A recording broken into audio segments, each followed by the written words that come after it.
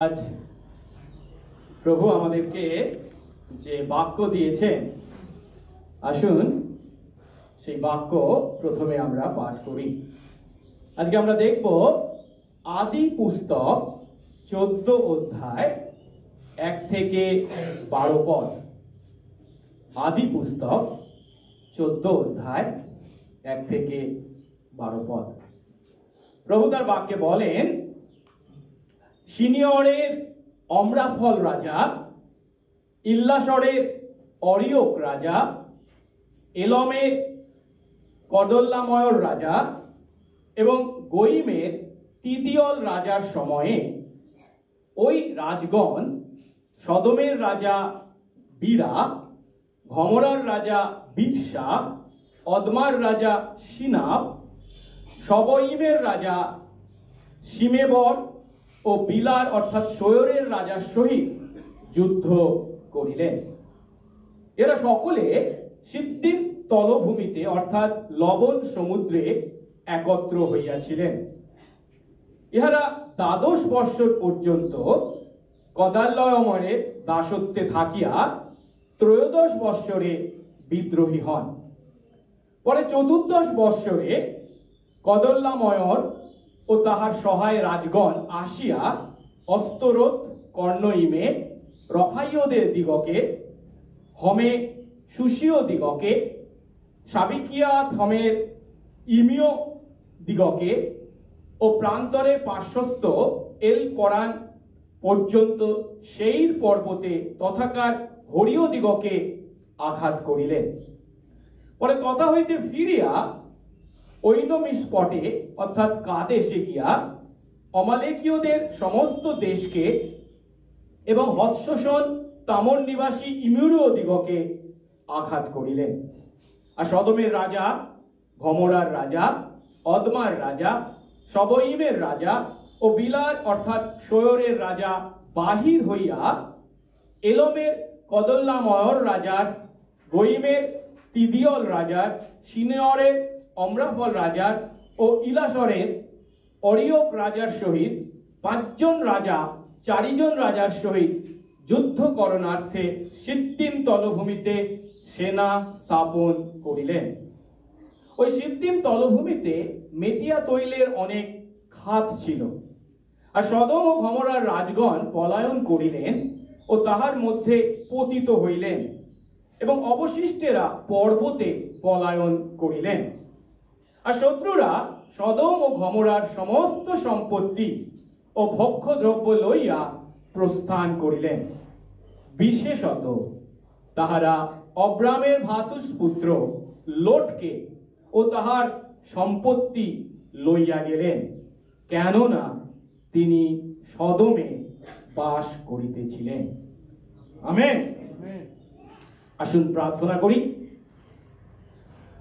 পবিত্র মঙ্গলময় সর্বস্ত পিতা, তোমার সন্তান আজ আমরা তোমার চরণতলে উপস্থিত হয়েছি। তোমার দিনে, তোমার নামে, তোমার গৃহে তোমার সন্তান যখন আমরা সত্য আত্মায় তোমার ভজনা করতে চাই, প্রভু তুমি আমাদেরকে আশীর্বাদ করো।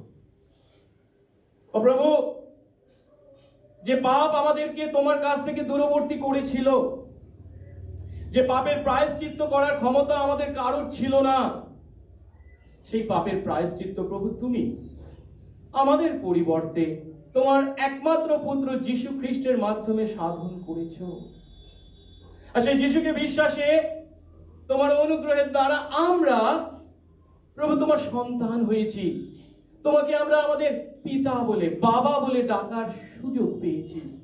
বাবা গো, তোমার ছেলে মেয়ে আমরা যখন তোমার কাছে এসেছি, তোমার সান্নিধ্যে প্রভু তোমার বাক্য থেকে শিক্ষা লাভ করতে চলেছি, প্রভু আমাদের নিজেদের কি যোগ্যতা আছে যে তোমার বাক্যের অর্থ আমরা উপলব্ধি করি?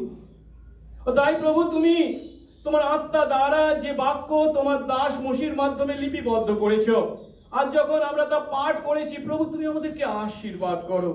তোমার সেই আত্মা দ্বারা আমাদের হৃদয়কে আলোকিত করো, যেন প্রভু সেই বাক্যের অর্থ আমরা উপলব্ধি করি এবং তোমার সেই আত্মার শক্তিতে সেই বাক্য অনুসারে আমাদের জীবন যাপন করি। সঙ্গে সঙ্গে থাকো। যিশু নামে এই প্রার্থনা চাই, আমেন। আমরা বসবো।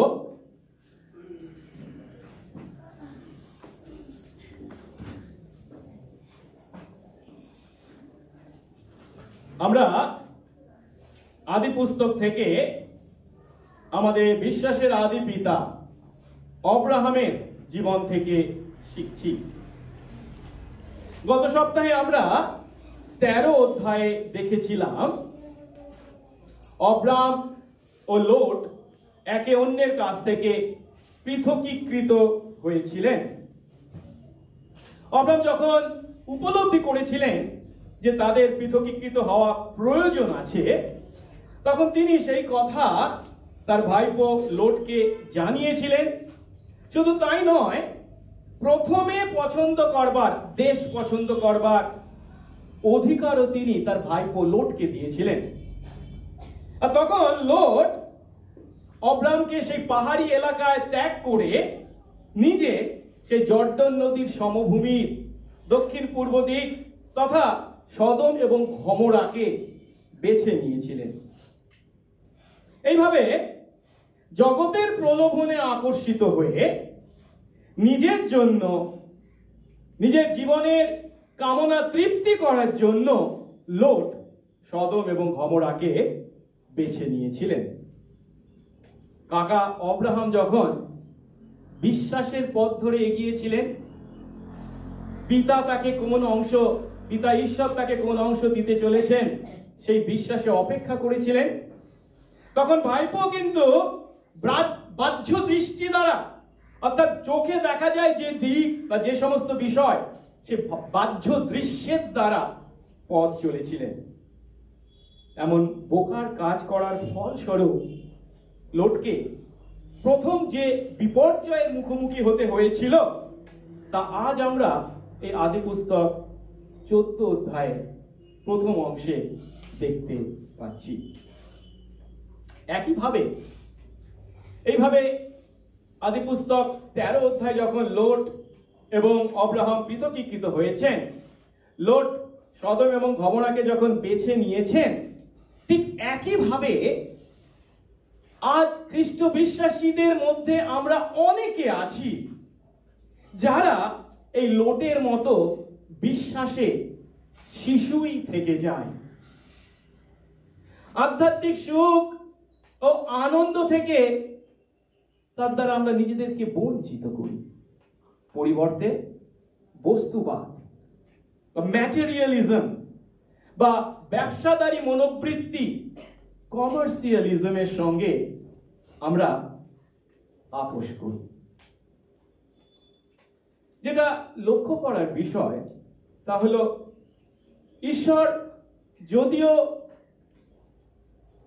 অব্রাহামকে আশীর্বাদ করেছেন, তার কাছে প্রতিজ্ঞা করেছেন তার মাধ্যমে সমস্ত জাতি আশীর্বাদ পেতে চলেছে, কিন্তু এই 14 অধ্যায়ে আমরা দেখতে পাচ্ছি পৃথিবীর মানুষরা কিন্তু তাদের পাপপূর্ণ ইচ্ছা চরিতার্থ করে চলেছে।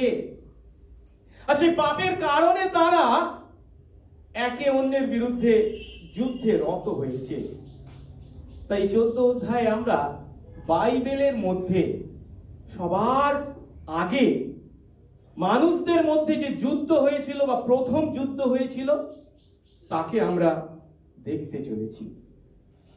এখন সেদিন যেমন পৃথিবীর মাটিতে মানুষরা তাদের পাপের কারণে একে অন্যের সঙ্গে যুদ্ধে রত ছিল, যদিও ঈশ্বর আব্রাহামকে আহ্বান করেছেন, প্রতিজ্ঞা করেছেন, আশীর্বাদ করেছেন, তার মাধ্যমে সমস্ত জাতি আশীর্বাদ পাবে, ঠিক একইভাবে আজকের দিনে বিশ্বাসী আমরা যখন পবিত্র আত্মার শক্তিতে এই পৃথিবীর মাটিতে ঈশ্বরের রাজ্য আনয়ন করার চেষ্টা করি, এই পাপপূর্ণ পৃথিবীতে কিন্তু আমরাও সংঘর্ষের মুখোমুখি হতে বাধ্য। আর এই কথা খুব সুন্দরভাবে এই শাস্ত্রাংশকে ভিত্তি করে জন ক্যালভিন বর্ণনা করেছেন। তিনি বলেছেন, আমরা যদিও ক্রমশ যুদ্ধের কথা শুনতে পাই, আমাদের মনে রাখতে হবে আমাদের মাঝে মন্দের অবস্থান দীর্ঘকাল ধরে। এটা আজকের কেবল ঘটনা নয়। তবুও সেই মন্দের বিরুদ্ধে আমাদের যুদ্ধ করতে হবে। কেন জানি? কারণ খ্রিস্টের সেই আগমনের দিন সন্নিকট, যেদিন তিনি সমস্ত মন্দের অবসান করবেন। আসুন আমরা এই যে যুদ্ধের বিবরণ 14 অধ্যায় দেওয়া হয়েছে তা একটু কাছ থেকে দেখি। 14 অধ্যায় 1 থেকে 3 পদে পৃথিবীর বিক্রমশালী রাজাদের মধ্যে যুদ্ধের কথা বলা হয়েছে। কাদের সঙ্গে কাদের একবার দেখি। বলা হয়েছে সিনিয়রের অম্রাফল রাজা, ইল্লাসরের অরিয়ক রাজা, এলমের কর্তালমর রাজা, গোইমের তিদিয়ল রাজার সময়ে। কাদের সঙ্গে? সদমের রাজা বীরা, ঘমরার রাজা বিরসা, অদমার রাজা সিনাব, সবয়মের রাজা শিমেবর ও বিল্লার অর্থাৎ শোয়রের রাজার সহিত যুদ্ধ হলো। এবং সেই যুদ্ধটা কোথায় হলো? ইহারা সকলে সিদ্দিম তলভূমিতে অর্থাৎ লবণ সমুদ্রে একত্র হয়েছিল। এখন যে নামগুলো এখানে আমরা পাঠ করছি, নামগুলো আমাদের কাছে খুবই অপরিচিত এবং নামগুলো উচ্চারণ করতেও বেশ কষ্ট হয়, পড়তেও বেশ কষ্ট হয়। তবু আমাদেরকে জানতে হবে যে প্রত্নতাত্ত্বিক আবিষ্কারের মাধ্যমে অর্থাৎ মাটির তলা খুঁড়ে এই সমস্ত দেশের অস্তিত্ব ঐতিহাসিকরা লাভ করেছেন। এক পদের প্রথমেই যে সিনিয়র দেশের কথা বলা হয়েছে, সিনিয়রের অম্রাফল রাজা, এই সিনিয়র দেশ হলো সেই স্থান, এর আগে আমরা আদি পুস্তক 11 অধ্যায় দেখেছিলাম, যেখানে বাবিলের মিনার নির্মাণ করা হয়েছিল। তাই এই সিনিয়র দেশের মাধ্যমে মূলত বাবিল ভূখণ্ডকে, বাবিল সাম্রাজ্যের ভূখণ্ডকে নির্দেশ করা হয়। এরপরে যে এলমের কথা বলা হয়েছে তা ছিল পারস্য উপসাগরের ঠিক উত্তরে, আজকের দিনে বর্তমান পৃথিবীতে যেটা ইরান, সেই অঞ্চলকে নির্দেশ করে। কিন্তু অন্য দুটি দেশের কথা বলা হয়েছে অর্থাৎ ইল্লাসর ও গোইম, এদের অবস্থান এখনো আমাদের কাছে খুব একটা পরিষ্কার নয়। কিন্তু এই 4টে দেশের রাজার সঙ্গে কাদের যুদ্ধ হয়েছে? বলা হয়েছে 5টা নগরের রাজাদের সঙ্গে। সেই 5টা নগর কোন কোন? সদম, গমোরা, অদমা, সবয়িম এবং বিলা বা শোয়র। এই 5টি নগরের রাজার সঙ্গে যুদ্ধ হয়েছিল। এরপরে কেন যুদ্ধ হয়েছিল সে বিষয়ে আমরা 4 পদে পাচ্ছি। 4 পদে কি বলা হয়েছে? এরা অর্থাৎ এই 5টি নগরের যারা রাজা ছিল তারা 12 বৎসর পর্যন্ত কদরলাময়ের দাসত্বে থাকার পর 13 বৎসরে বিদ্রোহী হয়। অর্থাৎ এই 5টা নগরের উপরে ওই 4টি দেশের শক্তিশালী রাজারা কি করত? রাজত্ব করত। অর্থাৎ তাদের এরা অধীন দেশ হয়ে বা নগর হয়েছিল। কিন্তু যদিও সেই 4টি রাজের অধীনে তারা ছিল, কিন্তু তাদের প্রভুদের দ্বারা তারা খুব একটা সন্তুষ্ট ছিল না। তাই 12 বছর ধরে তারা দাসত্ব করেছে, কিন্তু তারপর তারা এই 4 জন রাজার বিরুদ্ধে বিদ্রোহ করেছে 13তম বৎসরে। এই বিদ্রোহ করার অর্থ কি? এতকাল সেই সমস্ত রাজার অধীন থাকার ফলস্বরূপ প্রতি বছর তাদেরকে তারা রাজস্ব বা কর দিয়েছিল, কিন্তু 13 বৎসরে 13তম বৎসরে তারা কর দেওয়া বন্ধ করে দেয়। ফলস্বরূপ কি ঘটনা ঘটে? পরবর্তী বৎসরে অর্থাৎ 14তম বৎসরে এই 5টি নগরকে শাস্তি দেওয়ার জন্য কদরলাময়ের নেতৃত্বে অন্য 3 জন রাজা যুদ্ধ যাত্রা করেন। যে কথা 5 থেকে 7 পদে বলা হয়েছে। কি বলা হচ্ছে? পরে 14 বৎসরে কদরলাময় ও তার সহায় রাজারা অর্থাৎ 3 জন রাজা এসে অস্তরোত, কর্নেমীয়, রফাইয়দের, হমে, সুশীয়দের, সাবিকিয়মে, এমিয়দের ও প্রান্তরে পার্শ্বস্থ এলয় প্রান্তর পর্যন্ত সেই পর্বতে সেখানকার হরিয়দের আঘাত করলেন। পরে সেখান থেকে ফিরে ঐন মিসপটে অর্থাৎ কাদেশে গিয়ে অমালেকীয়দের সমস্ত দেশকে ও হৎসন ও তামর নিবাসী ইমরীয়দের আঘাত করলেন। এখানে এই 5 থেকে 7 পদে আমরা কয়েকটি জাতির নাম দেখতে পাচ্ছি। যেমন 5 পদে আমরা পাচ্ছি কার কথা? রফিয়দের কথা, সুশীয়দের কথা, এমিয়দের কথা। 6 পদে বলা হয়েছে হরিয়দের কথা, 7 পদে বলা হয়েছে অমালেকীয়দের কথা এবং ইমরীয়দের কথা। অর্থাৎ এই যে 6টি জাতির নাম উল্লেখ করা হয়েছে, এদের মধ্যে বাইবেলে আমরা এই রফাইয় এবং সুশীয়দের কথা পাই। এবং তাদের সম্বন্ধে বাইবেলে পরবর্তী অংশে দেখা যায় কি বর্ণনা করা হয়েছে। এই রফাইয়রা কেমন ছিল? বলা হচ্ছে তারা 8 থেকে 10 ফিট লম্বা ছিল এবং দৈত্যাকার তাদের শরীর ছিল, অর্থাৎ খুব শক্তিশালী।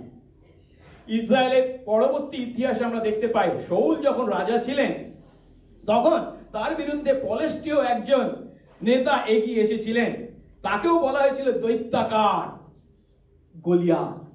সাধারণত ধরা হয়ে থাকে এই গলিয়াত ছিল এই রফীয়দেরই বংশধর।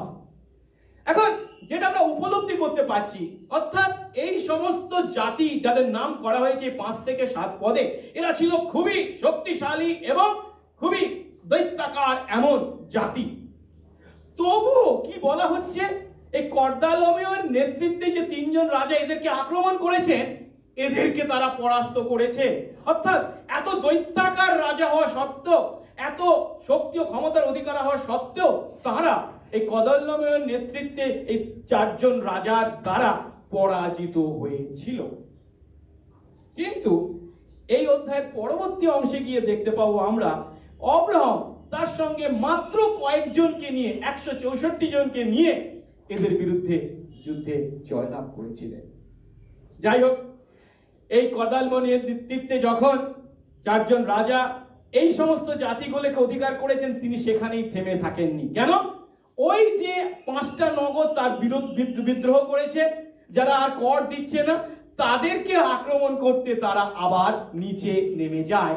আর সেই কথাই 8, 9 এবং 10 পদে বলা হয়েছে। 8 পদে বলছে কি, সদমের রাজা, গমরার রাজা, অদমার রাজা, সবমের রাজা, বিল্লা ও সরোয়ের রাজা বের হয়ে কি করলো? এলোমের কর্দামল রাজা, গোয়েমের তিদেওল রাজা, সিনিয়রের অমরাফল রাজা, ইল্লাসরের অরিয়ক রাজার সঙ্গে 5 জন রাজা, ওই 5টা নগরের রাজা 4 জন রাজার সঙ্গে, মানে 4টে দেশে, সেই শক্তিশালী দেশের রাজার সঙ্গে যুদ্ধ করার জন্য সিদ্দিম তলাভূমিতে সেনা স্থাপন করলেন। অর্থাৎ এই 2 পক্ষের সৈন্যরা কোথায়? সিদ্দিম তলভূমিতে মিলিত হয়েছে বা মুখোমুখি হয়েছে। আর এই সিদ্দিম তলভূমিটা হলো মরু সাগর, যেটা আমাদের কাছে ডেড সি নামে পরিচিত, তার দক্ষিণ পূর্ব দিকে বিস্তীর্ণ অঞ্চল। এবং যদিও আমরা বলছি এই অঞ্চলকে নির্দেশ করছি, কিন্তু এই পরবর্তীকালে সমুদ্রের বিস্তারের ফলস্বরূপ সদম এবং গমরা এখানকারই অংশ যদিও ছিল, এর বেশিরভাগ অংশটাই জলের তলায় চলে গেছে। এবার 10 পদে কি বলা হয়েছে? ওই সিদ্দিম তলভূমিতে একটা বিশেষ বৈশিষ্ট্যের কথা বলা হয়েছে। মেটিয়া তেলের অনেক খাত ছিল। আর সদম ও গমরার রাজারা পালালেন ও তার মধ্যে পতিত হলেন এবং অবশিষ্টরা পর্বতে পালালেন। আর শত্রুরা সদম ও গমরার সমস্ত সম্পত্তি ও ভোগ্যদ্রব্য নিয়ে প্রস্থান করলেন। 10 পদ অনুসারে এই সিদ্দিম উপত্যকা, সিদ্দিম তলভূমির একটা বৈশিষ্ট্যের কথা বলা হয়েছে কি, সেখানে মেটিয়া তেলের অনেক খাত ছিল। অর্থাৎ এই মনুসাগরের দক্ষিণ পূর্ব দিকে এই অঞ্চল যাকে আমরা নির্দেশ করেছি, এখানে অনেক খাত ছিল। এই খাতগুলো কিসে পূর্ণ ছিল? মেটিয়া তেল, তার মানে হচ্ছে প্রাকৃতিক পিচ। আমরা পিচ জানি তো, রাস্তায় ফেলা হয়, যেটাকে ন্যাচারাল অ্যাসফল্ট বলা হয় ইংরেজিতে, তা দ্বারা পূর্ণ ছিল। এখন আমরা সহজেই উপলব্ধি করতে পারি কি, যখন বাতাস বইতো তখন এই পিচের উপরে বালি ভর্তি হয়ে যেত। আর যখন বালি ভর্তি হয়ে যেত, লোকেরা তা দেখে মনে করতে কি সমুদ্র বা নদীর তীরের বালি হিসাবে। আর তাই যারা না জেনে এই বালির উপর দিয়ে যেত, তারা কি হতো? ওই চোরা বালির মতো এই পিচের মধ্যে ঢুকে যেত। আর সেই ঢুকলে ওই ঢোকাই হতো, আর বার হওয়ার কোনো উপায় ছিল না, অর্থাৎ মারা যেত। তাই ধরা যেতে পারে যখন কদমের নেতৃত্বে 3 জন তবে 4 জন রাজা আক্রমণ করেছে এই 5টা নগর, এই 5টা নগরের রাজারা একটা ফাঁদ তৈরি করেছে কি, আমরা কোথায় গিয়ে যুদ্ধ করবো ওদের সঙ্গে? এই সিদ্দিমের তলভূমিতে। কারণ আমরা জানি এখানে কি রয়েছে, চোরা বালির মতো আলকাতরা বা পিচ পড়ে রয়েছে। আমরা কি করব? ওদেরকে এদিকে নিয়ে আসবো, আর তারপর ওরা এর মধ্যে পড়ে কি হবে? মারা যাবে। এটা ছিল এই 5টা নগরের রাজার একটা বন্দি বা চাল। কিন্তু কি ঘটনা ঘটলো? এই 4 জন রাজা এতখানি শক্তিশালী ছিল যে এই 5 জন নগরের রাজাকে তারা আক্রমণ করলে তারা প্রতিরোধ করতে ব্যর্থ হয়, ফলস্বরূপ পিছু হটে। আর পিছু হটে কোথায়? এই পিচ তথা এই সিদ্দিম উপত্যকার মেটিয়া তেলের সেই চূড়াবালির ন্যায় ভূমিতে তারা পতিত হতে এবং সেখানে অনেকে মারা যায়, আর অন্য যারা বেঁচে থাকে তারা পর্বতে পালাতে বাধ্য হয়। মানে সম্পূর্ণভাবে তাদের পরাজয় ঘটে। এবং 11 পদ অনুসারে যখন সদম গমরা সহ 5 নগরের পরাজয় ঘটে, তখন ওই 4 জন রাজা, শক্তিশালী রাজা কি করে? এই সদম গমরার ধন সম্পত্তি বা ভক্ষ দ্রব্য সঙ্গে সঙ্গে মানুষদেরকেও বন্দী করে নিয়ে যায়। এতক্ষণ ধরে আমি তাড়াতাড়ি এই অংশটা বিবরণটা আজকে আপনাদের কাছে তুলে ধরলাম। আমি দেখছিলাম আপনাদের চোখ খুবই অন্যমনস্ক, এগুলো কেন আপনি বলছেন, এগুলো শুনে আমাদের কি লাভ হবে? এই সমস্ত যুদ্ধের বৃত্তান্ত শুনে আমাদের কি লাভ? হ্যাঁ, সত্যি কথা। 1 থেকে 11 পদ যখন আমরা পাঠ করি, তখন আমাদের মধ্যে যে প্রশ্নটা আমাদেরকে ব্যতিব্যস্ত করে তোলে, তাহলে কি এই সমস্ত রাজা ও যুদ্ধের উল্লেখ করার কি প্রয়োজন ছিল? এর থেকে আমাদের আধ্যাত্মিক জীবনে কি আশীর্বাদ আমরা পাই? কি আশীর্বাদ পাই? তার উত্তর 12 পদে দেওয়া হয়েছে। বিশেষত তারা আব্রামের ভাইপো লোটকে ও তার সম্পত্তি নিয়ে গেলেন, কারণ তিনি সদমে বাস করছিলেন। হ্যাঁ, এই যে যুদ্ধ, এই যুদ্ধে সদম গমরা সহ 5টা নগরের পরাজয়, পতন এবং তার সঙ্গে সঙ্গে যুদ্ধবন্দী হয়ে যাওয়ার যে কথা 11 পদ পর্যন্ত বর্ণনা করা হয়েছে, সেই যুদ্ধবন্দীদের মধ্যে কে আছেন? লোট আছে, লোটের সম্পত্তি আছে। আর এই কথা যখন আমরা শুনছি, তখন আমরা যেন অবাক না হই, কারণ 13 অধ্যায় আমরা পাঠ করেছিলাম, যখন লোট এই সদম গমরাকে বেছে নিয়েছিল, তখন লেখক মসি আমাদেরকে একটু ইঙ্গিত দিয়েছিলেন কি এই সদম গমরা কেমন জায়গা। 13 অধ্যায় 13 পদে তিনি আমাদেরকে বলেছেন, সদমের লোকেরা অতি দুষ্ট ও সদাপ্রভুর বিরুদ্ধে অতি পাপিষ্ট ছিল। অর্থাৎ দৃষ্টি নন্দনকারী সদম গমরার সজল অঞ্চল, শস্য সুজলাং সুফলাং দেখে যে লোট আকৃষ্ট হয়েছিলেন, তা যে তার জীবনে কত বড় সর্বনাশ বা বিপর্যয় আনতে পারে, তা তিনি একবারও চিন্তা করেননি। কারণ সেখানে যারা বাস করে তারা অতি দুষ্ট, সদাপ্রভুর বিরুদ্ধে পাপিষ্ট। মসি যখন 13 পদে সেই কথা বলেছেন, তখন তার মাধ্যমে তিনি ইঙ্গিত দিয়েছেন যে আগামী দিনে সেখানে বাস করার ফলস্বরূপ লোটকে কি ধরনের বিপর্যয়ের মুখোমুখি হতে হবে। এই লোট নিজেকে অব্রাহামের কাছ থেকে দূরবর্তী করেছিলেন। আর অব্রাহামের কাছ থেকে দূরবর্তী হওয়ার অর্থ কি? অব্রাহাম কে? ঈশ্বরের চুক্তির সঙ্গে যুক্ত যে ব্যক্তি। তাই অব্রাহামের কাছ থেকে দূরবর্তী হওয়া মানে কি? ঈশ্বরের সঙ্গে চুক্তি থেকে নিজেকে দূরবর্তী করা। তাই 13 অধ্যায় 12 পদে দেখেছিলাম কি লোট সদমে গেলেন এবং সদমের বাইরে তিনি তাঁবু স্থাপন করেছিলেন। কিন্তু আজ 12 পদে কি বলছেন? কারণ তিনি সদমে বসবাস করছিলেন, যার অর্থ সদমের বাইরে নয়, তিনি সদমের ভিতরে বসবাস শুরু করেছেন। আর তাই কদল্লাময়ের দ্বারা যখন সদম গমরা সহ 5টি নগরের পরাজয় ঘটেছে, লোট সেই পরাজয়ে যুদ্ধবন্দী হয়ে তাদের সঙ্গে যেতে বাধ্য হয়েছে। আর তা যখন আজকে আমরা দেখছি, তাদেরকে অবাক হচ্ছি না, কারণ এমনটি ঘটবে আমরা আশা করেছিলাম। মসি তার ইঙ্গিত দিয়েছিলেন। আজ বিশ্বাসী আমরাও যখন লোটের ন্যায় এই জগতের রাজ্যের নাগরিকত্বে আস্থা রাখি, এই জগতের রাজ্যে আস্থা রাখি, তখন আমরা ভুল করি। আমরা যদি মানুষের নগরে আস্থা রাখি, তাহলে আমরাও লোটের ন্যায় একই প্রকার সমস্যার মুখোমুখি হব। কেন জানেন? জন ক্যাম্পবেল খুব সুন্দর কথা বলেছেন, দুষ্ট ও ও ঈশ্বর বিরোধীদের সঙ্গে আমরা যত বেশি ঘনিষ্ঠ হব, ঈশ্বর যখন সেই দুষ্ট এবং ঈশ্বর বিরোধীদের উপর তার ক্রোধ ঢেলে দেবেন, তখন সবার আগে তিনি তার বেত্রাঘাতটা কার পিঠে দেবেন জানেন? আমার আপনার পিঠে। কেন? কারণ তিনি তার সন্তানদেরকে প্রথমে শাসন করে থাকেন।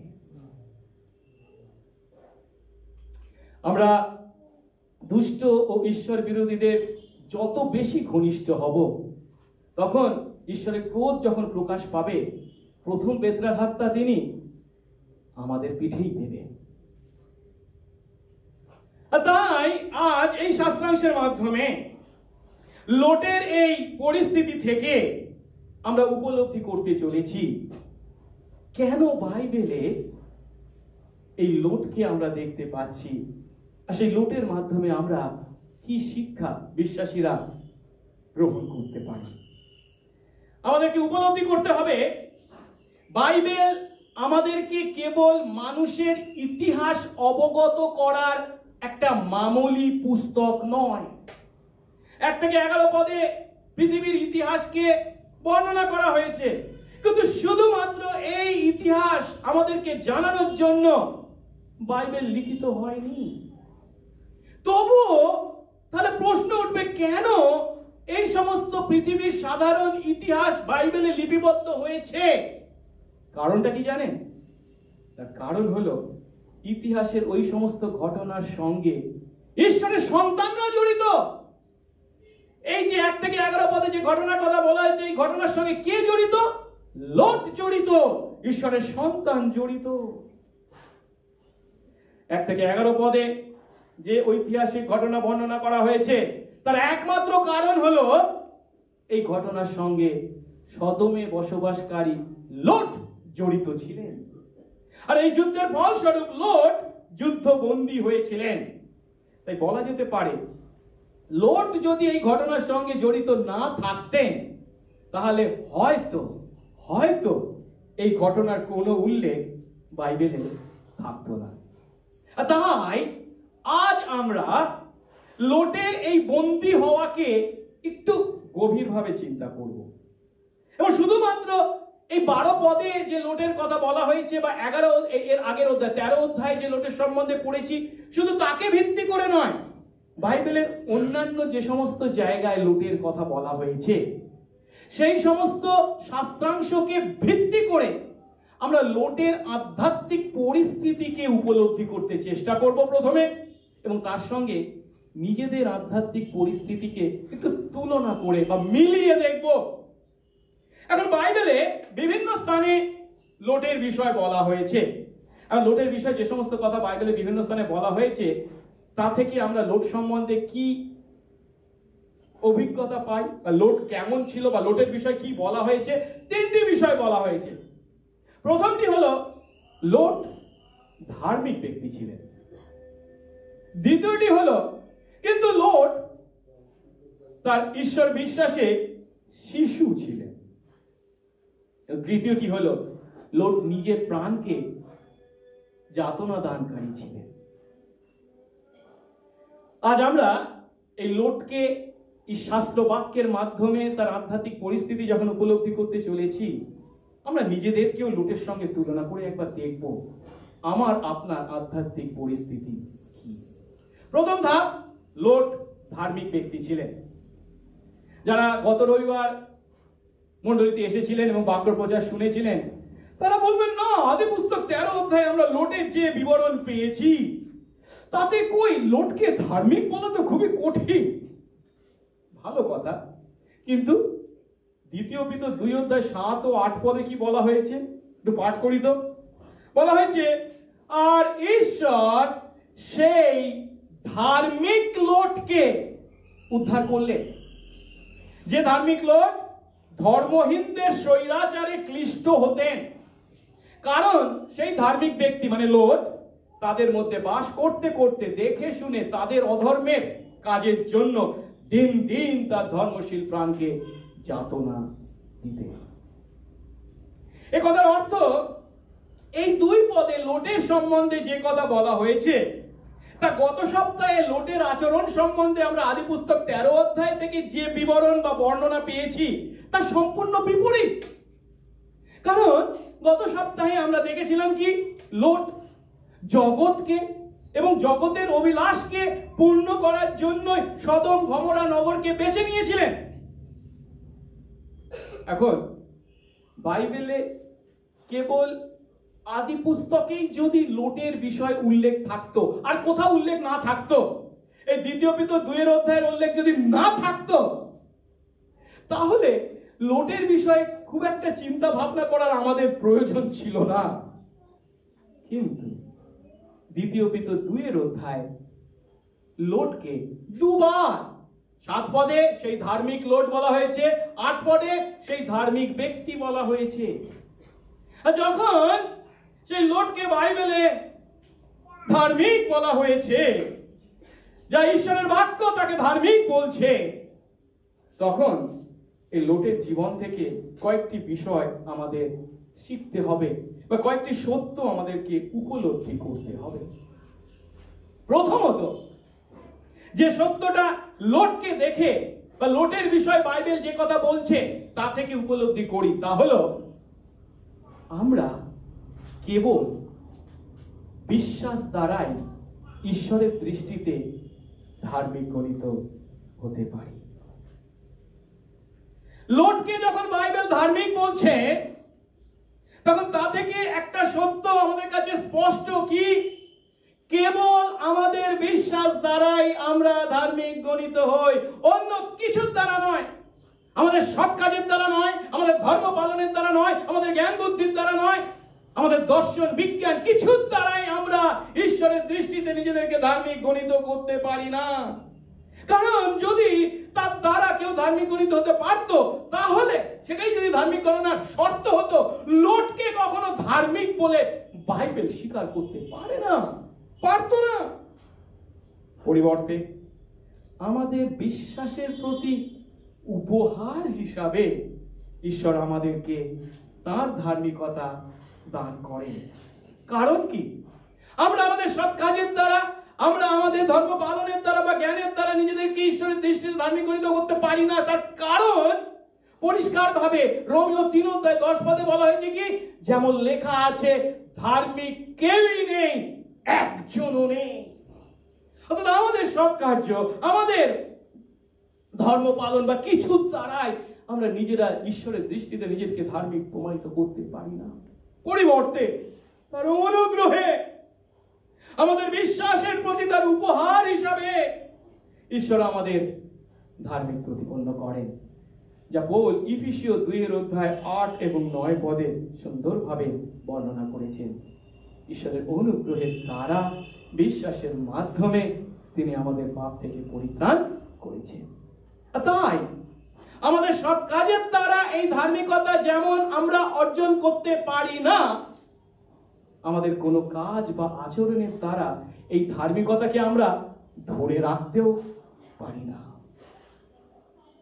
এখন আমরা যদিও আমাদের সৎ কাজের দ্বারা এই ধার্মিকতা অর্জন করতে পারি না, ঠিক কথা, কিন্তু আমরা যখন আমাদের সেই অযোগ্যতার কথা ঈশ্বরের সামনে স্বীকার করি এবং সেই ধার্মিকতা পাওয়ার জন্য কেবল তার উপরে আস্থা রাখি, অর্থাৎ বিশ্বাস করি, তখন তিনি বিনামূল্যে তার উপহার হিসাবে আমাদেরকে তার ধার্মিকতা দিয়ে থাকেন, আমাদেরকে ধার্মিক বলে থাকেন।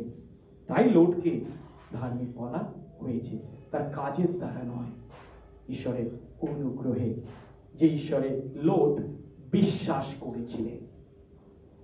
দ্বিতীয় যে বিষয়টি আমরা এখান থেকে বা সত্যটি উপলব্ধি করতে পারি, তা হলো ঈশ্বর যখন কাউকে ধার্মিক আখ্যা দেন, তখন সে চিরকাল ঈশ্বরের সামনে সেই অধিকার ভোগ করে। অর্থাৎ ঈশ্বরের দ্বারা চিরকালের জন্য আমরা ধার্মিক গণিত হই। কেন এ কথা বলছি? কারণ লোট যদিও বিপদে পরিচালিত হয়েছিলেন, তা সত্ত্বেও ঈশ্বর এখানে তাকে কি বলছেন? ধার্মিক বলছেন। একে কার সঙ্গে তুলনা করা যায় জানেন? আমাদের ছেলে মেয়েরা যখন ছোট থাকে আর বৃষ্টি বাদলের দিনে তারা হয়তো ফুটবল খেলতে গেছে বাইরে, এবং কাদা মেখে নোংরা হয়ে যখন সেই চেহারাটা আমাদের সামনে উপস্থিত হয়, মনে হয় কি কি জঘন্য। কিন্তু কাদা মেখে জঘন্য হয়ে যখন আসে আমার সামনে, তখন কি আমি তাকে বলবো তুই আমার ছেলে নয়, তুই আমার মেয়ে নয়, তোর এরকম চেহারা হতে পারে না? না, তবু আমরা তাদেরকে আমাদের ছেলে বা মেয়ে বলে স্বীকার করি। এই একই ঘটনা আমরা লোটের প্রতি দেখতে পাচ্ছি। যদিও লোট বিপদে পরিচালিত হয়েছিলেন, ঠিক কথা, কিন্তু তিনি ঈশ্বরে বিশ্বাস করেছিলেন, ঈশ্বর তাকে ধার্মিক গণিত করেছেন, আর তাই চিরকালের জন্য তিনি তাকে ধার্মিক বলে স্বীকার করেছেন।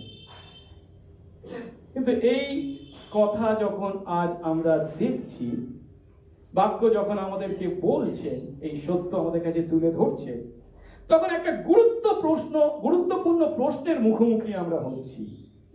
সেটা কি?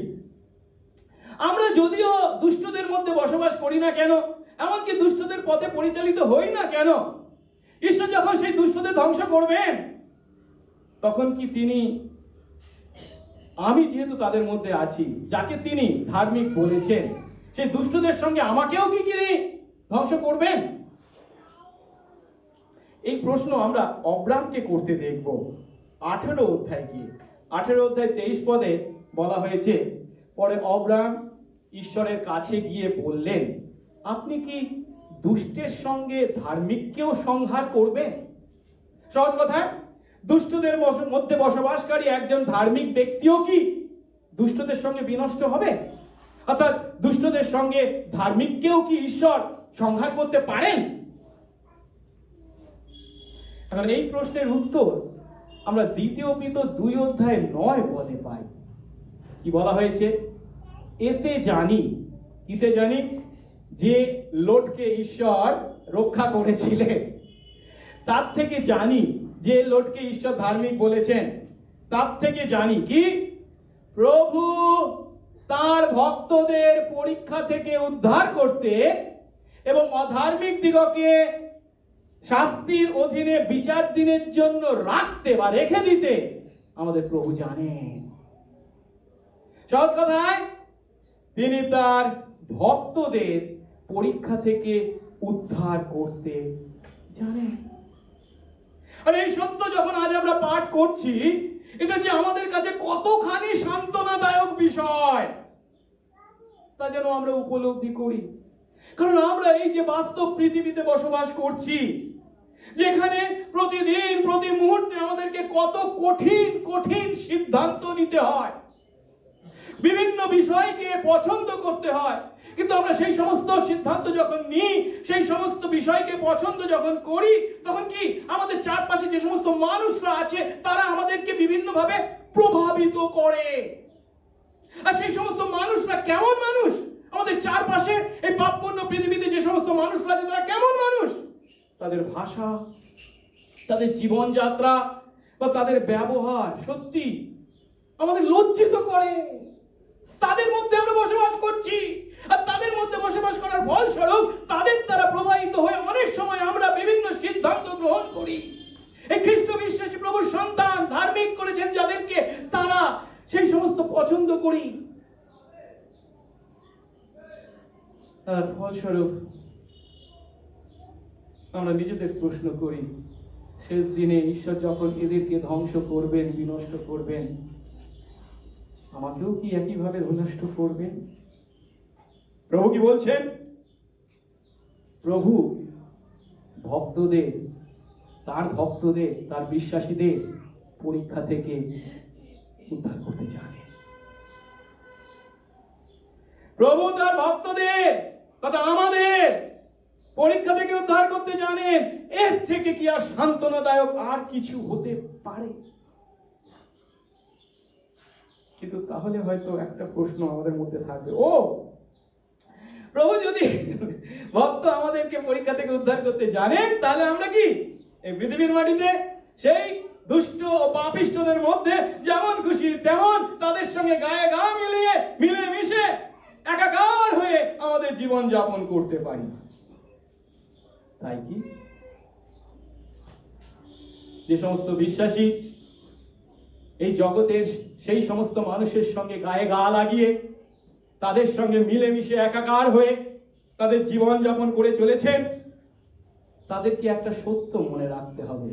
সেই সত্যটা হলো, শুয়োরের খোঁয়াড়ে বসবাস করা সত্ত্বেও শুয়োরের গায়ের গন্ধ থেকে নিজেকে পৃথক রাখা সাধারণ মানুষ আমাদের পক্ষে সহজ কাজ নয়। কি বলছি নিশ্চয়ই বুঝতে পারছেন। শুয়োরের খোঁয়াড়ে আপনি যদি বাস করেন, ক্রমশ বাস করেন, ধারাবাহিকভাবে বাস করেন, তাহলে কি আপনি আপনার গা থেকে মানুষের গন্ধ বের করবেন? আপনার গা থেকে মানুষের গন্ধ বেরোবে কি? খুব কঠিন। আমরা যীশু খ্রিস্ট নই যে প্যাকাল মাছ হয়ে পাকের মধ্যে থেকেও আমাদের গায়ে কাদা লাগবে না।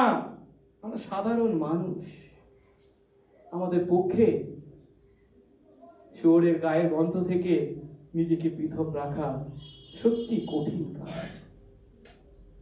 একথা সত্য, দুষ্টদের প্রতি ঈশ্বর যে বিচার আনতে চলেছেন তা থেকে তিনি সহজেই তার ধার্মিককে রক্ষা করতে পারেন, সত্য কথা। কিন্তু সেই দুষ্টদের সান্নিধ্যে বসবাস করেও ধার্মিক থাকাটা, বিশ্বাসী থাকাটা সহজ কাজ নয়। আর এই সত্য আমরা লোটের জীবনে দেখতে পাই।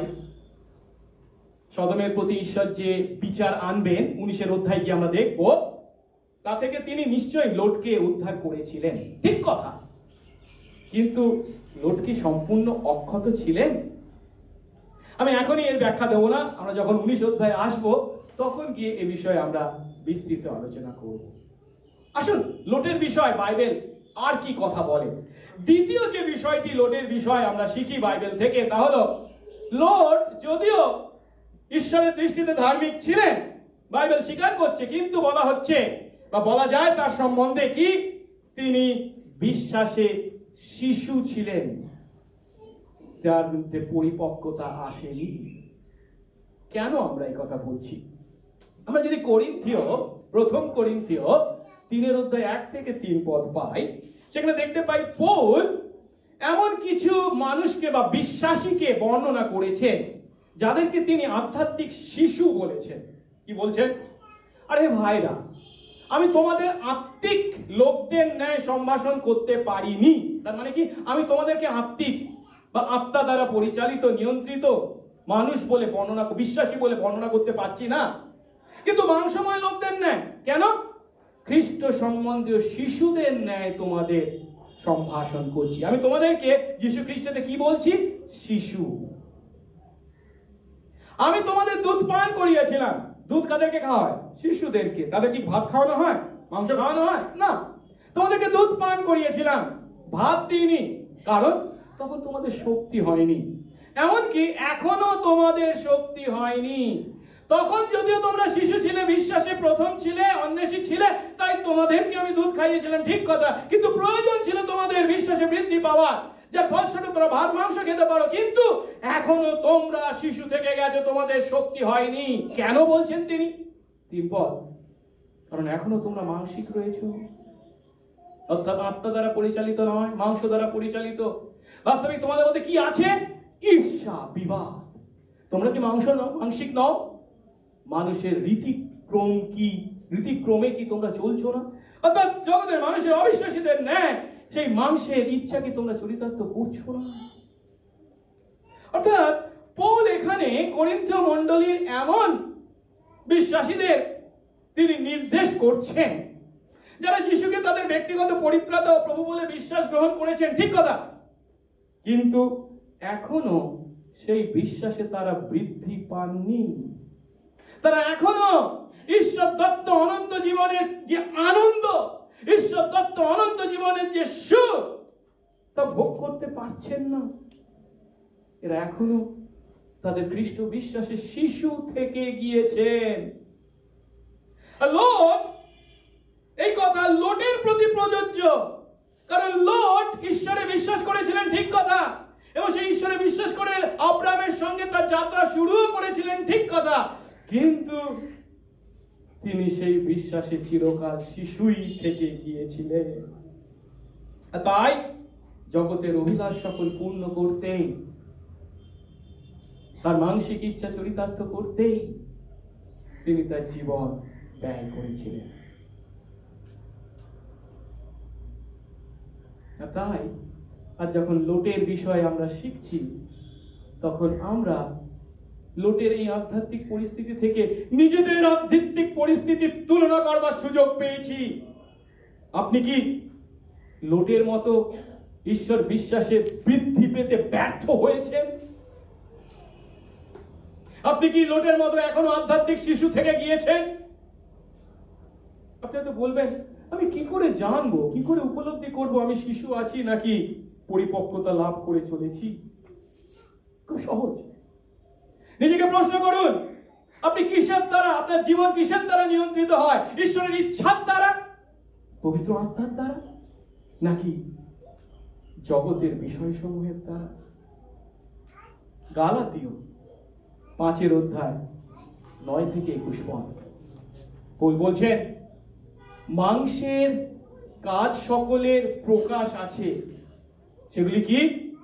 বেশ্যাগমন, অসুচিতা, শৈরিতা, প্রতিমা পূজা, কুহক, নানা প্রকার শত্রুতা, বিবাদ, ঈর্ষা, রাগ, প্রতিযোগিতা, বিচ্ছিন্নতা, দলভেদ, মাৎসর্য, মত্ততা, রঙ্গরস ও তাদের ন্যায় অন্য অন্যদের দোষ। এই সকল বিষয়ে আমি তোমাদের আগে বলেছি, যেমন পূর্বে বলেছিলাম, কি যারা এই প্রকার আচরণ করে তারা ঈশ্বরের রাজ্যে অধিকার পাবে না। এই 21 পদের শেষ অংশে বলা হয়েছে যারা এই প্রকার আচরণ করে। এই পদের ক্রিয়াপদকে যদি আমরা ভালো করে দেখি তাহলে দেখতে পাবো তার অর্থ হচ্ছে যারা ধারাবাহিকভাবে এই জীবন যাপন করে, এই সমস্ত পাপপুণ্য ইচ্ছা চরিতার্থ করে, তারা বিশ্বাসী নয়, তারা ঈশ্বরের রাজ্যে অধিকার পাবে না।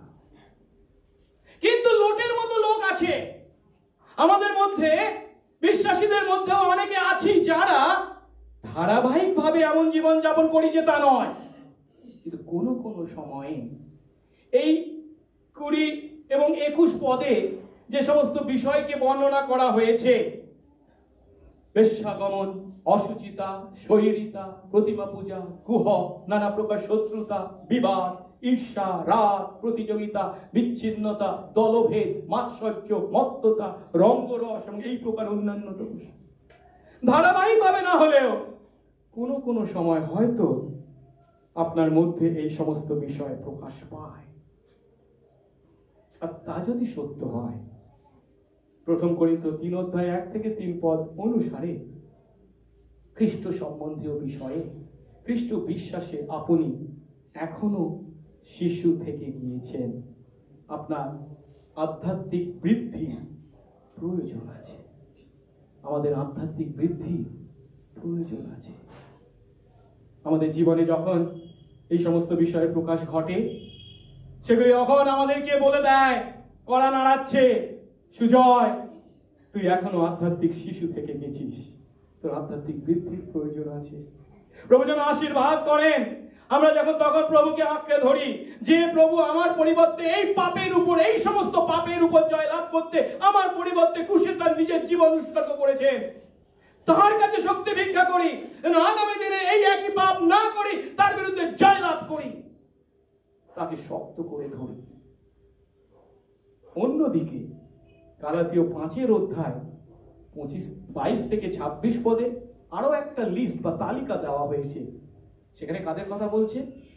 যারা এই সমস্ত মানসিক ইচ্ছা চরিতার্থ করবার জন্য নয়, এই সমস্ত পাপপুণ্য ইচ্ছা চরিতার্থ করবার জন্য নয়, কিন্তু পবিত্র আত্মা দ্বারা নিয়ন্ত্রিত জীবন যাপন করে। কি বলা হয়েছে? কিন্তু আত্মার ফল প্রেম, আনন্দ, শান্তি, দীর্ঘ সহিষ্ণুতা, মাধুর্য, মঙ্গল ভাব, বিশ্বস্ততা, মেধুতা, ইন্দ্রিয় দমন, এই প্রকার গুণের বিরুদ্ধে ব্যবস্থা নেয়। আর যারা খ্রিস্ট যিশু, তারা মাংসকে তার মতি ও অভিলাষ শুদ্ধ ক্রুশে দিয়েছে। আমরা যদি আত্মার বশে জীবন ধারণ করি, তবে এসো আমরা আত্মার বশে চলি, অনর্থক দর্প না করি, পরস্পরকে জ্বালাতন না করি, পরস্পর হিংসি না করি। এখন এই অংশে অর্থাৎ 22 এবং 23 পদে আত্মার সেই যৌগিক ফলের যে 9টি বিভিন্ন দিককে বর্ণনা করা হয়েছে, প্রেম, আনন্দ, শান্তি, দীর্ঘ সহিষ্ণুতা, মাধুর্য, মঙ্গল ভাব, বিশ্বস্ততা, মৃদুতা, ইন্দ্রিয় দমন। হয়তো বিশ্বাসী আমরা এদের প্রত্যেকটি গুণেরই অধিকারী নই, কিন্তু এটা হচ্ছে একটা যৌগিক ফল, আর সেই যৌগিক ফলের বিভিন্ন দিক হওয়ার আমি এটার অধিকারী হব আর এটার অধিকারী হব না তা নয়। আমাদেরকে লক্ষ্য রাখতে হবে এবং চেষ্টা চালাতে হবে যেন এর প্রত্যেকটা দিক, একটা ফল তার প্রত্যেকটা দিকে আমরা অধিকারী হই। আর আমরা এই তালিকার গুণাবলীর সঙ্গে যত বেশি পরিচিত হব, যত বেশি আমাদের মধ্যে তার প্রকাশ ঘটবে, তত বেশি আমরা বিশ্বাসে পরিপক্ক হব। বিশ্বাসে শিশু থাকা নয়, পরিপক্কতা লাভ করব। লোট যদিও সরাসরি সদমের সেই পাপে সরাসরি অংশগ্রহণ করেননি, ঠিক কথা, কিন্তু তার মধ্যে যে দুটো বিষয় কাজ করেছে, বস্তুবাদ চিন্তা, ম্যাটেরিয়ালিজম, এবং ব্যবসাদারী মনোবৃত্তি, কমার্শিয়ালিজম। এতে আমার কি লাভ হবে, অর্থনৈতিক কি সুবিধা আমি পাবো, তা লোটকে সদমে বাস করতে বাধ্য করেছিল।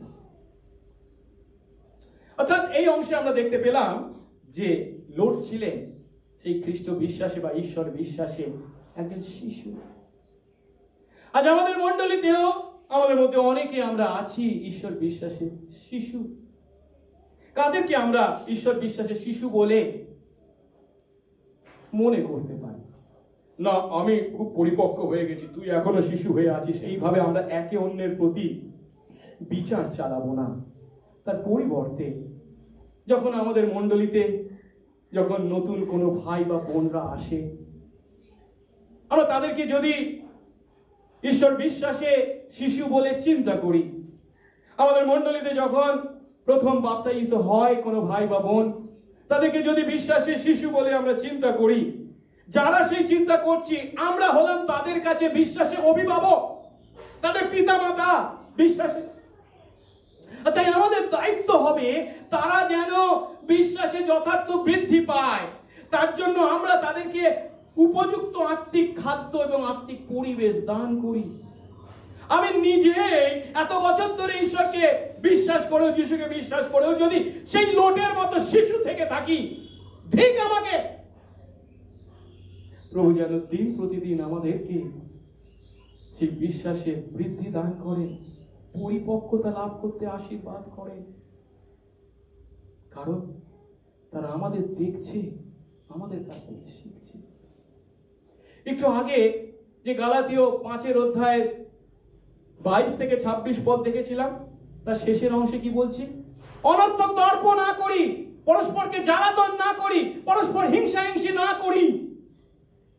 কিন্তু আমাদের মণ্ডলী যদি বিশ্বাসে আমাদের মধ্যে তথাকথিত বিশ্বাসে পিতা মাতা বলে পরিচয় দিই, অভিভাবক বলে পরিচয় দিই, পরিপক্কতা লাভ করেছি বলে নিজেদের পরিচয় দিই, আমরা নিজেরাই সে দর্প বা অহংকারে মত্ত হয়ে থাকি, একে অন্যকে জ্বালাতন করে হিংসি করে চলেছি, বিশ্বাসে বৃদ্ধি পেতে তাদেরকে সাহায্য করছি না,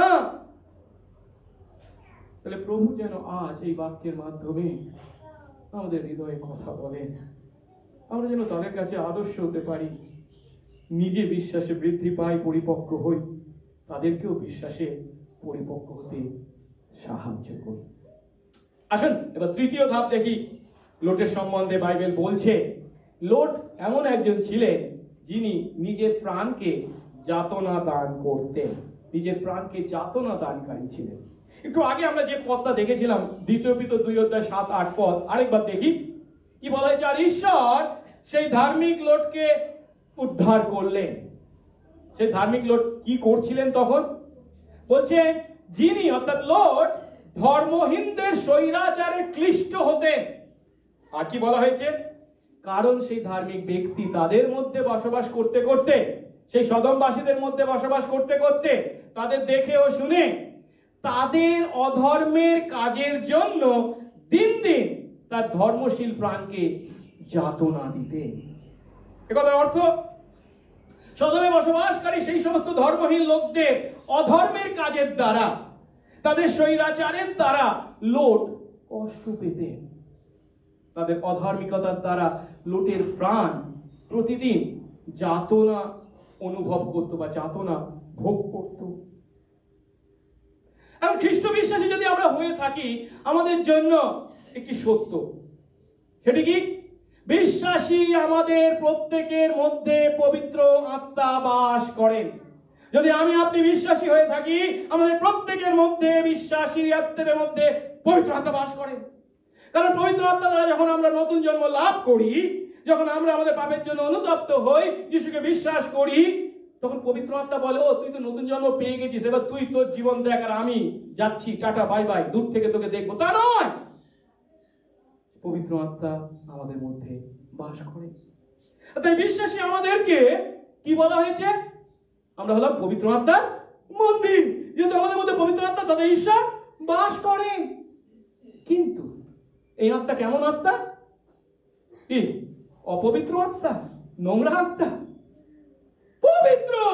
তিনি পবিত্র আত্মা হওয়ায় তিনি কখনো পাপের সঙ্গে একসঙ্গে বাস করতে পারেন না। তিনি পাপকে আমাদের জীবনে কখনো প্রশ্রয় দিতে পারেন না। পবিত্র আত্মা এই যে পাপের সঙ্গে আমাদের যুদ্ধ, সেই যুদ্ধে পরিচালনা দান করেন। পৌল যাকে আত্মিক যুদ্ধ বলেছে বা আধ্যাত্মিক যুদ্ধ বলেছে। এবং যে পবিত্র আত্মা বিশ্বাসী আমাদের মধ্যে বাস করেন, তিনি আমাদের ত্যাগ করতে পারেন না। আর তিনি চিরকালের জন্য যেহেতু আমাদের মধ্যে থাকেন, সেহেতু তিনি কি করেন? আমাদের মধ্যে এই শরীরে আমাদের জানেন হোয়াইট ব্লাড কর্পাস মানে কি বলে, শ্বেত রক্তকণিকা আছে, সেই শ্বেত রক্তকণিকার মতো কাজ করে। শ্বেত রক্তকণিকার কাজ জানি আমরা, কি করে? আমাদের জীবাণু, রোগ জীবাণুর বিরুদ্ধে শ্বেত রক্তকণিকা লড়াই করে। ঠিক একইভাবে পবিত্র আত্মা আমাদের জীবনে পাপের সঙ্গে লড়াই করতে আমাদের সাহায্য করে। আর তাই সেই পবিত্র আত্মাই আমাদেরকে, আমরা যখন পাপে নিমগ্ন হই, যখন আমরা চারপাশের মানুষদের দ্বারা সেই বিপথে পরিচালিত হই, তখন তিনি আমাদেরকে সৎসঙ্গে বা বিবেক দংশন দেন। তখন তিনি আমাদেরকে আত্মোপলব্ধি দেন। কেন? তিনি আমাদের মধ্যে বাস করেন। কেন? তিনি পাপকে সহ্য করেন না, পাপকে প্রশ্রয় দেন না। তিনি আমাকে বলেন, সুজয়, তুই এই কাজ করতে পারলি, এমন কথা বলতে পারলি।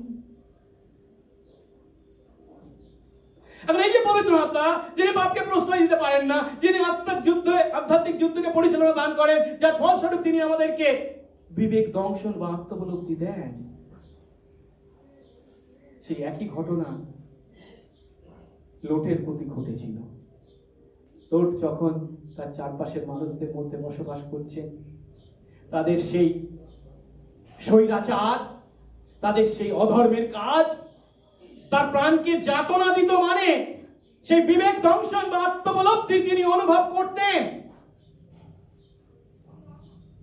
তাহলে প্রশ্ন উঠবে, যদি সেই বিবেক দংশন তিনি উপলব্ধি করতেন বা উপলব্ধি করতেন, তাহলে কেন তিনি সেই সদম ত্যাগ করেননি? কেন তিনি ক্রমশ সেই সদমে বসবাস করেছেন? কঠিন প্রশ্ন, ধরা যেতে পারে। লোট যদিও সেই বিবেক দংশন বা আত্মোপলব্ধি লাভ করেছিলেন, ঠিক কথা, কিন্তু এর পিছনে আসল কারণটা কি? এই সদমে বসবাসটাই হচ্ছে আসল কারণ। সেই সদম যে আমাকে ত্যাগ করতে হবে, এই উপলব্ধি তিনি হয়তো পাননি। আর তাই সদম ত্যাগ করার সাহস তিনি দেখাতে ব্যর্থ হয়েছিলেন। পবিত্র আত্মার দ্বারা নিয়ন্ত্রিত জীবনের যে সুখ কি, শান্তি কি, আনন্দ কি, তা লোক জানতেন না। ঈশ্বরের দৃষ্টিতে ধার্মিক গণিত হওয়া সত্ত্বেও এইভাবে আধ্যাত্মিক আনন্দ থেকে লোট নিজেকে বঞ্চিত করেছিলেন। এটা খুবই দুঃখের বিষয়। আমি বাক্য শেষ করব। আজ আপনার আধ্যাত্মিক জীবনের পরিস্থিতি কি? আপনি কি বিশ্বাসী? লোক বিশ্বাসী ছিলেন, বাইবেলটাকে ধার্মিক বলছি। আপনি কি বিশ্বাসী? তার অর্থ আপনি কি যিশুকে আপনার একমাত্র প্রভু ও পরিত্রাতা হিসেবে বিশ্বাস গ্রহণ করেছেন? যদি করে থাকেন, আপনার মধ্যে কে বাস করেন? পবিত্র আত্মা বাস করেন। আর পবিত্র আত্মা যদি আপনার মধ্যে বাস করেন, সেই পবিত্র আত্মার নিয়ন্ত্রণে আপনি আপনার জীবন যাপন করতে বাধ্য। আপনি কি পবিত্র আত্মার নিয়ন্ত্রণে আপনার জীবন যাপন করছেন? এরপর কিন্তু আমি যে কথাটা বলতে চলেছি সেটা খুব মারাত্মক কথা। আপনি মনে করছেন আপনি বিশ্বাসী, আপনি মনে করছেন আপনি যিশুকে বিশ্বাস করেছেন, পাপের ক্ষমা পেয়েছেন, তার সন্তান হয়েছেন, ঈশ্বর আপনাকে ধার্মিক বলেন, কিন্তু আসলে আপনি আপনার মন গড়া ঈশ্বরে বিশ্বাস করেছেন। আপনি ভাবছেন আপনি যিশুকে বিশ্বাস করেন, কিন্তু আপনি নিজেকে ভুলাচ্ছেন।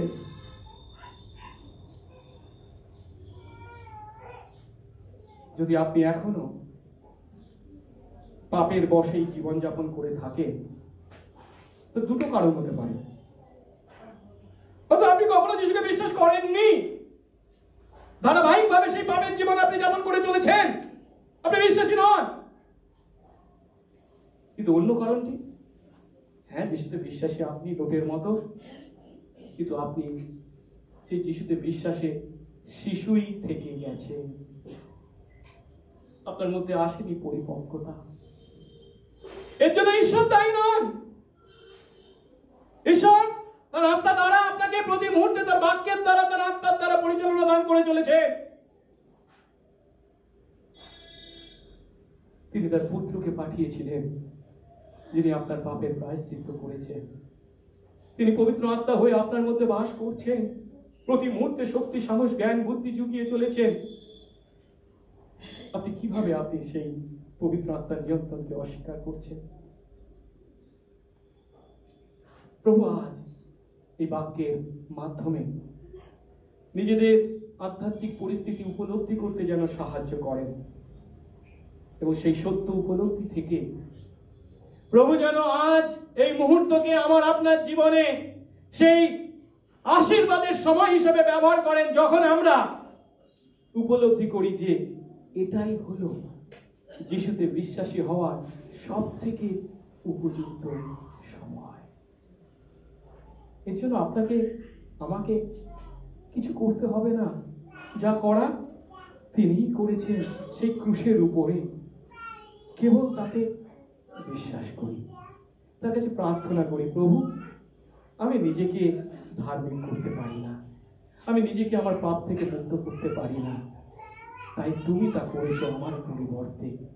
আমি তোমাকে বিশ্বাস করি। একবার প্রভুর আত্মা দ্বারা পরিচালিত হয়ে প্রভুর আত্মার আশীর্বাদে সেই পাপ থেকে পরিত্রাণ লাভ করুন। দেখবেন তিনি আপনার হৃদয়ে কাজ করছেন, আপনার পাপের জন্য আপনাকে অনুতপ্ত করবেন। কেবল যিশুকে বিশ্বাস করবেন এবং দিন প্রতিদিন তার বাক্যের দ্বারা, তার আত্মার পরিচালনার দ্বারা, শিশু নয়, আপনাকে বিশ্বাসে পরিপক্ক তিনি করবে। আমাদেরকে তার বাধ্য হতে হবে। আসুন প্রার্থনা করি। মঙ্গলময় সর্বস্থ পিতা, তোমার ধন্যবাদ, তোমার প্রশংসা ও তোমার গৌরব করি যে প্রভু আজ আমরা লুটের জীবন থেকে তার আধ্যাত্মিক পরিস্থিতি উপলব্ধি করবার সুযোগ পেলাম।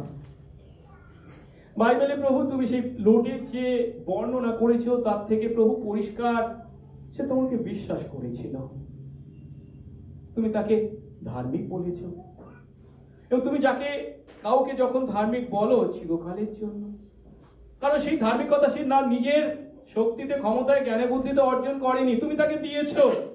আর তুমি যখন কাউকে দাও তোমার সেই কাজের মধ্যে কোনো ভুল নেই, চিরকালের জন্য। তবু প্রভু সেই লোটি যে বিশ্বাস তোমাদের করেছিল সেই বিশ্বাসে শিশু থেকে গিয়েছিল, আর তাই সে বিপদে পরিচালিত হয়েছে। পরিপক্কতা লাভে ব্যর্থ হয়েছে, তার জীবনে অনন্ত জীবনের সুখ শান্তি আনন্দ কি সেই উপভোগ করতে ব্যর্থ হয়েছে।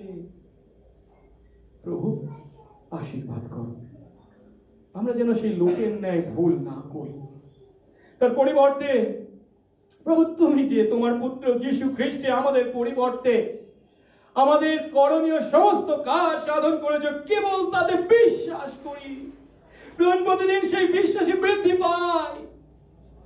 আশীর্বাদ করো, তুমি আমাদেরকে পরিপক্ক করো, সঙ্গে সঙ্গে থাকো। যিশু নামে এই প্রার্থনা চাই, আমেন।